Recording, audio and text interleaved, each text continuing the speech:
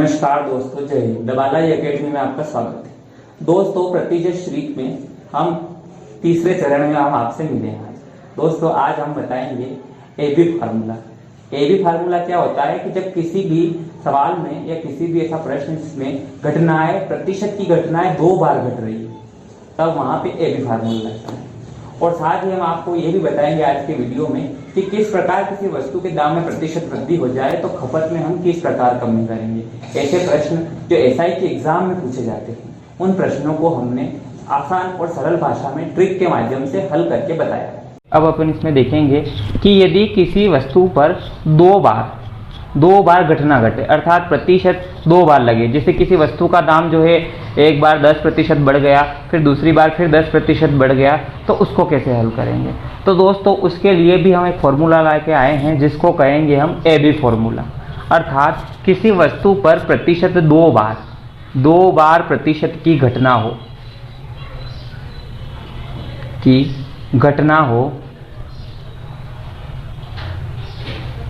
तब AB formula लगता है।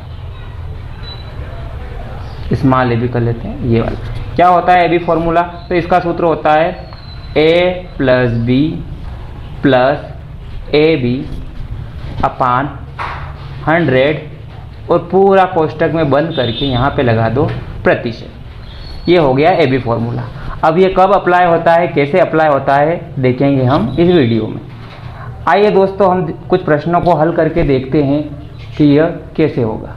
तो जैसे कि दोस्तों आपके सामने प्रश्न है कि किसी जिन्स का मूल्य 20% बढ़ा, फिर 10% फिर बढ़ा, तो जिन्स का नया मूल्य क्या होगा। तो अब इस प्रश्न में आप देख रहे हो कि इस पर जो जिन्स का जो प्राइस था उस पर 10% की वृद्धि हुई, और 20% की वृद्धि हुई, और फिर 10% की वृद्धि हुई। अर्थात इस पर घटना कितनी बार घट रही है? 2 बार घट रही है। तो जिन्स का नया मूल्य क्या होगा? अर्थात अपने को इसमें 2 बार घटना घट रही है, इसलिए अपन इसको क्या मानेंगे? AB formula. अब एबी फॉर्मूला कैसे निकालेंगे? तो इसमें देखेंगे अपन कि ए और बी 2 चीज़ें चाहिए। तो सबसे पहले हम ए मान लेंगे 20 को, और जो है बी मान लेंगे 10 को। ए और बी 2 चीज़ें हो गई। अब इनका फॉर्मूला का सूत्र लगा दो, ये वाला एबी फॉर्मूला वाला। इसमें सबसे पहले चिन्ह भी देखने, 20% बड़ा है तो प्लस का है, और घटेगा तो माइनस का होगा। आइए हल करते हैं। फॉर्मूला लगाएंगे A plus B plus A B upon 100। अपन इसमें वैल्यू रख देंगे। ए की वैल्यू है 20 प्लस 10 प्लस 20 गुणा 10, चिपक रहे मतलब गुणा है, अपान 100। अब 20 और 10 कितने हो गए? 30, और एक 0 से एक 0 कैंसिल, दूसरे 0 से दूसरा 0 भी कैंसिल, तो 2 एकम 2, तो यहाँ से मिले हमें 2। 30 और 2 कितने हो गए? 32। और परसेंटेज जो है वो फॉर्मूला का चल ही रहा था, तो वो हो जाएगा, यहाँ आ जाएगा 32%। अर्थात किसी जीन्स का मूल्य में पहले 20% की वृद्धि हुई, 10% की वृद्धि हुई, तो बाद में आंसर कितना है? 32%। और परीक्षा में आप लोग क्या करते हो? परीक्षा में आप लोग करते हैं भैया पहले 20% बढ़ा, फिर 10% बढ़ा, तो 20 और 10 कितने हो गए? तो आप बोलोगे 30%, और उसमें ऑप्शन में रहेगा 30%, आप उस पर राइट लगा दोगे। तो इस प्रकार जो है अब प्रश्न आते हैं। देखो, अब एक और प्रश्न को हल करते हैं। अब जैसे अगला प्रश्न है कि राम की सैलरी जनवरी महीने में 20% बढ़ी और फरवरी में 10% घटी, तो मार्च के आरंभ में उसकी सैलरी पर क्या प्रभाव पड़ेगा। तो देखो, इसमें भी 2 घटनाएं घट रही। भैया राम की जो सैलरी है वो जनवरी में बढ़ रही है, लेकिन फरवरी में कम हो रही है। 2 घटनाएं घट रही है, इस पर 2 बार परसेंटेज ऑपरेट हो रहे हैं। तो अब इसको अपन सोल्व करेंगे, तो इसमें भी एबी फॉर्मूला लगेगा। लेकिन इसमें नोटिस करना आप, एक जगह बढ़ रही है और एक जगह क्या हो रही है? घट रही है। तो इनमें जो है प्रभाव पड़ेगा। तो आइए हम देखते हैं इसमें। तो सबसे पहले एबी फॉर्मूला के लिए ए रहेगा 20, बी रहेगा, घट रहा है ना, तो माइनस का 10। इसमें बढ़ेगा वो प्लस का रहेगा, लेकिन प्लस को हमने लिखा नहीं है, और जो घट रहा है वो माइनस का 10 है। और इसी प्रकार फॉर्मूले में अप्लाई कर देंगे। फॉर्मूला है अपना ए प्लस बी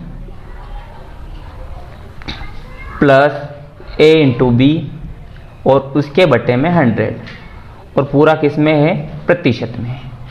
ए का मान है 20 प्लस बी का मान क्या है -10, तो ये प्लस की जगह क्या आ जाएगा, यहाँ पे आएगा -10 और फिर प्लस a इंटू बी मतलब 20 गुणा -10 और बटे में कितने इसके 100। अब 20 में से 10 गए, कितने बचे 10, एक 0 से एक 0, दूसरे 0 से दूसरा 0 कैंसिल हो गए। अब 2 का गुणा -1 में तो माइनस के 2, 2 एकम 2, लेकिन चिन्ह का ही का है, माइनस का है। प्लस और माइनस का गुणा होता है तो क्या आता है, माइनस आता है, तो ये बच गया -2। 10 में से 2 गए, कितने बचे 8, अर्थात प्रतिशत आ गए 8। अर्थात राम की सैलरी जनवरी में 20% बढ़ी और फरवरी में फिर 10% घट गई, तो मार्च के आरंभ में उसकी जो सैलरी रहेगी वो कितनी रहेगी, 8% बढ़ी हुई। भैया हमारे उत्तर काय में आ रहे प्लस के 8 आ रहे हैं ना, तो बढ़ी हुई है, ये 8% उसकी सैलरी बढ़ी हुई। जब ऑप्शन में आ जाए ना कि 8% बढ़ेगी 8% घटेगी, तो आप क्या लिखोगे उसमें, 8% बढ़ेगी, क्योंकि उत्तर हमारे धन में आ रहा है। यदि उत्तर हमारे ऋण में आते तो मार्च के आरंभ में उसकी सैलरी का क्या होती है, 8% घट जाती। इसी प्रकार हम अगला सवाल देखते हैं। तो देखो आइए हम अगले प्रश्न पर चर्चा करते हैं इसमें कि किसी त्रिभुज की भुजा को 10% बढ़ा दिया जाए तो उसके क्षेत्र पर क्या प्रभाव होगा।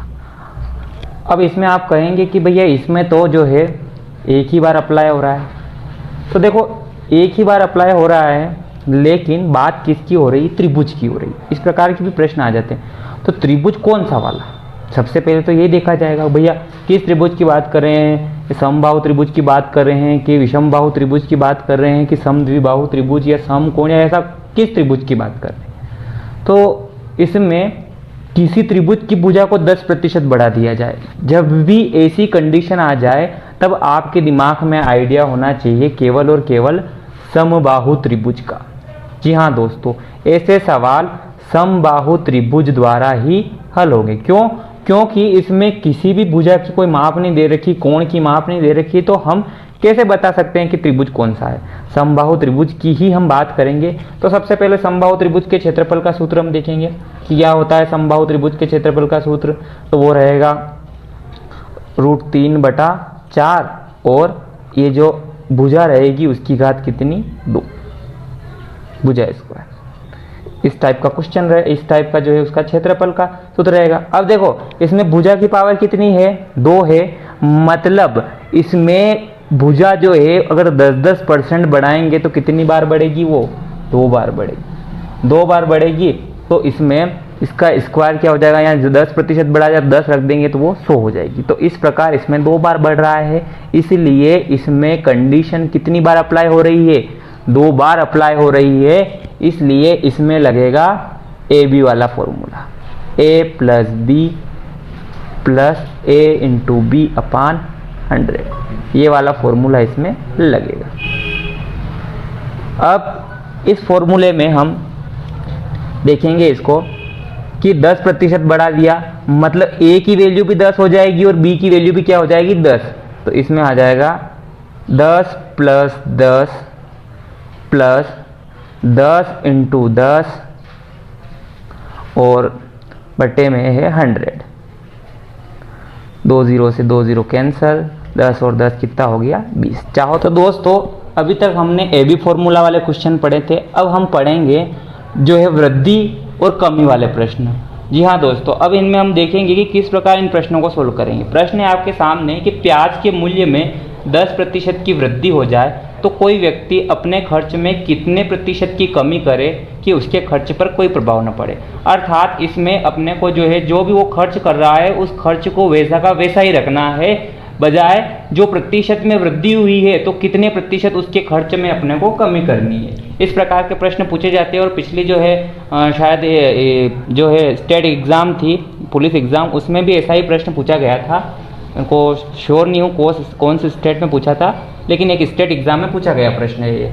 अब इसमें अपन देखेंगे कि प्याज के मूल्य में 10% की वृद्धि हो रही है, लेकिन उस व्यक्ति को जो अपना निर्धारित बजट है उस बजट में परसेंटेज की कमी भी करनी है। तो हम उसको कैसे हल करेंगे। तो इस प्रकार के प्रश्न में सबसे पहले यदि वृद्धि हो रही है, अब इसमें रेशो तो दे ही नहीं रखा कि कितना प्याज का मूल्य है, तो हम कितना मानेंगे, 100। अब उसमें कितने प्रतिशत की वृद्धि हो रही, 10% तो 100 का 10% मतलब कितना हो गया 10। मतलब पहले उसका मूल्य 100 रुपये था तो आज उसका मूल्य कितना हो गया 10% की वृद्धि के बाद 110 रुपये। अब वह इसमें कितने की मतलब कमी करे कि उस पर कोई प्रभाव ना हो, तो अपन क्या करेंगे, सबसे पहले इसका फॉर्मूला लिखाएंगे खपत में कमी, खपत में कमी और कमी काई में प्रतिशत में। तो खपत में कमी प्रतिशत बराबर सबसे पहले देखेंगे कि कितने की वृद्धि हो रही है या कमी हो रही है। तो इसमें 10% की क्या हो रही है वृद्धि, उसको लिख देंगे हम ऊपर, बटा में भैया 10% जुड़ने के बाद उसकी नई कीमत क्या हो गई, तो नई कीमत हो गई थी उसकी 110, तो वो लिख देंगे हम नीचे और गुणा कर देंगे इसमें 100 का प्रतिशत का, 10 से 10 कैंसिल, 11 और ऊपर बच्चे 100।